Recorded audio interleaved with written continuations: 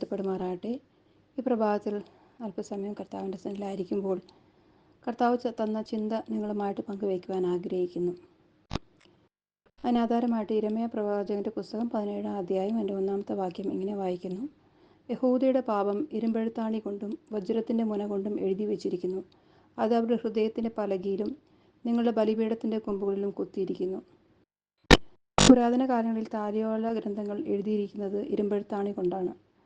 യഹൂദയുടെ പാപം ഇരുമ്പെഴുത്താണി കൊണ്ടും അത്യന്തം കഠിനമായ വജ്രത്തിൻ്റെ മുന കൊണ്ടും എഴുതി വച്ചിരിക്കുന്നു എന്ന് പറഞ്ഞാൽ അതൊരിക്കലും മായ്ച്ചു കളയുവാൻ കഴിയുന്നതല്ല എന്ന് വ്യക്തമായിട്ട് നമുക്ക് മനസ്സിലാക്കുവാനിടയാകും.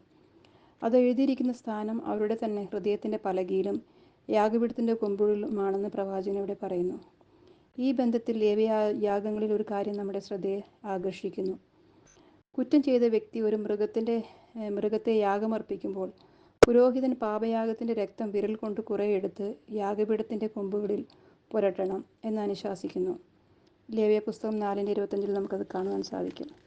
കുറ്റം ചെയ്ത വ്യക്തിയുടെ മനസാക്ഷിയിലും യാഗപീഠത്തിൻ്റെ കൊമ്പുകളിലും അവൻ്റെ പാപം രേഖപ്പെടുത്തിയതായിട്ടാണ് നമുക്കവിടെ മനസ്സിലാക്കുവാൻ സാധിക്കുന്നത്. അതുകൊണ്ട് ആ യാഗപീഠത്തിൻ്റെ കൊമ്പുകളിൽ ആലേഖനം ചെയ്യപ്പെട്ട പാപം യാഗമൃഗത്തിൻ്റെ രക്തം പുരട്ടി മായ്ച്ചു കളയേണ്ടതാണ്.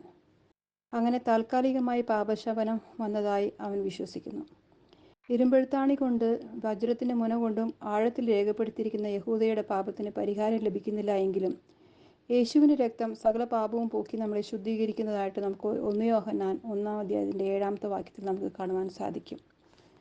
നാം അതിക്രമങ്ങളാലും പാപങ്ങളാലും മരിച്ചവരായിരുന്നു എന്ന് എഫേസ്യർക്ക് എഴുതിയ ലേഖനം 2-ാം അധ്യായത്തിൻ്റെ 1-ാമത്തെ വാക്യത്തിൽ നാം ഇങ്ങനെ വായിക്കുന്നു: അതിക്രമങ്ങളാലും പാപങ്ങളാലും മരിച്ചവരായിരുന്ന നിങ്ങളെയും അവൻ ഉയർപ്പിച്ചു എന്ന് നമുക്ക് കാണുവാൻ സാധിക്കും.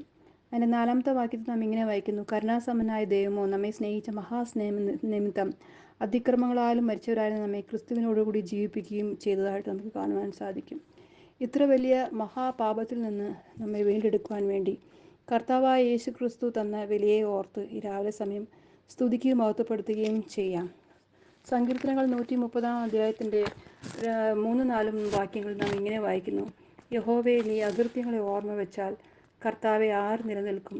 എങ്കിലും നിന്നെ ഭയപ്പെടുവാൻ തക്കവണ്ണം നിന്റെ പക്കൽ വിമോചനമുണ്ട് എന്ന്.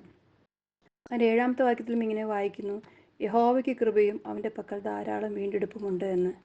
അങ്ങനെ ഈ രാവിലെ സമയം കർത്താവിൻ്റെ ആ വീണ്ടെടുപ്പും കർത്താവിൻ്റെ വിമോചനവും ഓർത്തുകൊണ്ട് അവന് സകല സ്തുതിയും ബഹുമാനം പുകഴ്ചയും ആരാധനയും നമുക്ക് കരയേറ്റാം. അവൻ്റെ നാമം ഉന്നതമായിരിക്കയാൽ നമ്മളെ വീണ്ടെടുത്ത വിധങ്ങളെ ഓർത്ത് സകല സ്തുതിയും ബഹുമാനം പുകഴ്ചയും ആരാധനയും അവൻ്റെ പാദപീഠത്തിൽ സ്തോത്രയാഗമായിട്ട് അർപ്പിക്കാം. ഈ വചനങ്ങളെ കൊണ്ട് ദൈവം നമ്മളെ ആശ്വസിപ്പിച്ച് വഴി നടത്തുമാറാകട്ടെ. ആമേൻ.